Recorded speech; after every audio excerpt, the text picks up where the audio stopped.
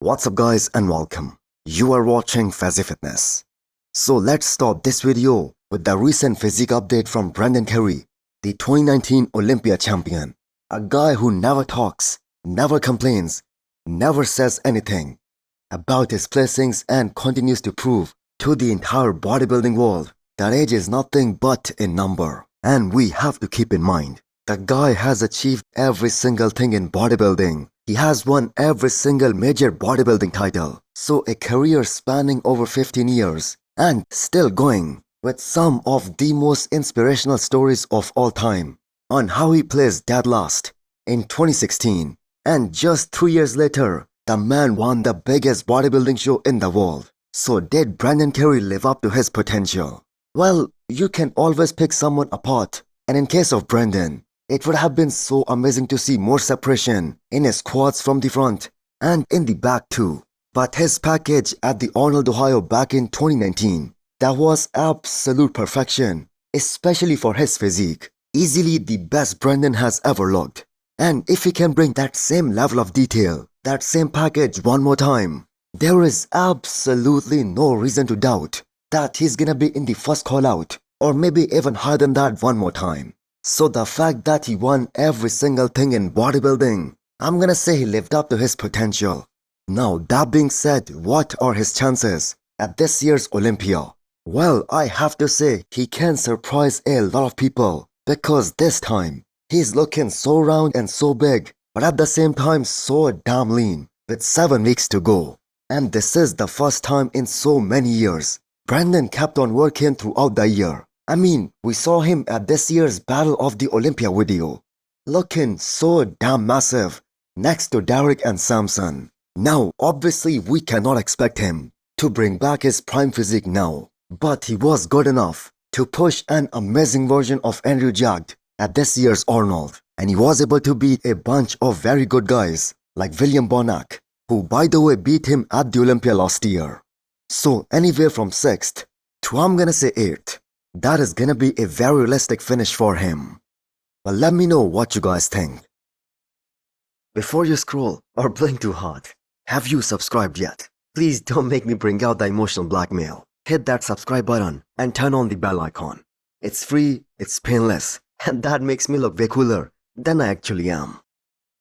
So Krizo arguably has the best crab most muscular shot in the men's open right now.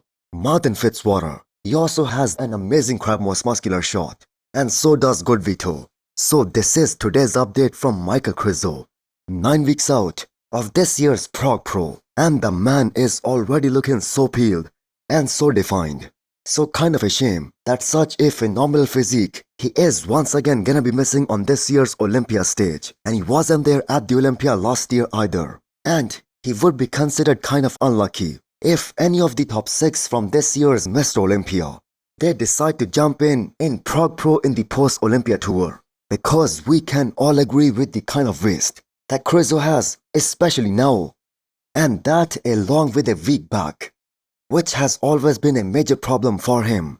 He simply cannot beat the potential top 6 at the Olympia, at least as of right now. Unless of course he has made some very big improvements since this year's New York Pro. But the fact is, we know he needs a full-blown off-season in order to bring up a stubborn body part, a muscle group which is genetically a weak area for him. So winning this year's Prague Pro, that is gonna set him up very nicely for an off-season and for the Olympia next year. So even with all of those structural discrepancies that Krizo has, he would have easily qualified for the Olympia this year. If only he would have done one more show and dieted for just one more week. So he did the Pittsburgh Pro and the New York Pro. And both these shows had some amazing competitors like the Mutant and Derek Lunsford. Some of the deepest lineups of this entire year. And still he did a wonderful job. So Chris Cormier, who we all know is a master of posing and presentation, Krizo should 100% consider working with him. Because with a few adjustments, he can probably hide that waistline to some extent and make his shots appear a lot more aesthetic. So his front double biceps and the front lat spread, they will immediately become way more competitive shots if he can somehow hide that waistline, or if he can do something about those obliques. That being said, it's a shame that he won't be there at the Olympia this year.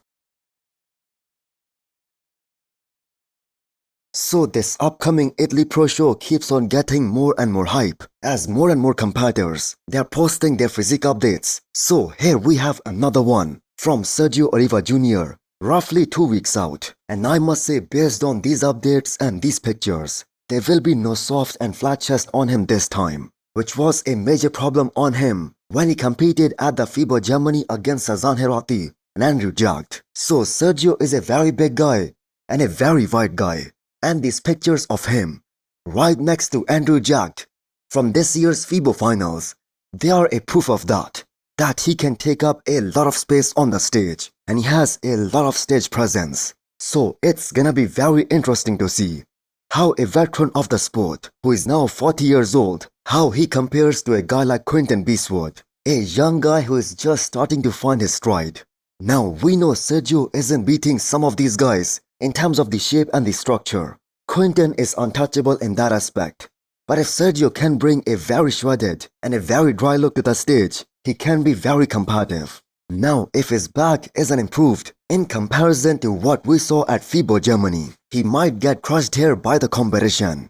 Because there was a lot of atrophy in his back in the beginning of this year. So what if Sergio isn't able to win any show in this upcoming European tour? What's next for him? Will he consider retirement?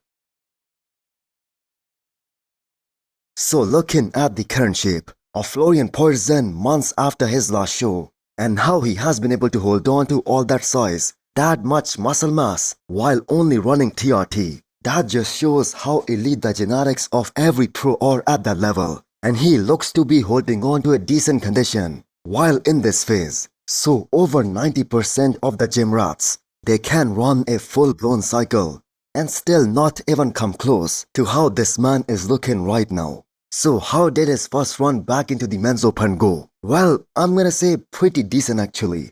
The fact is he's very bottom heavy, meaning he has some of the biggest quads in the entire men's open out there.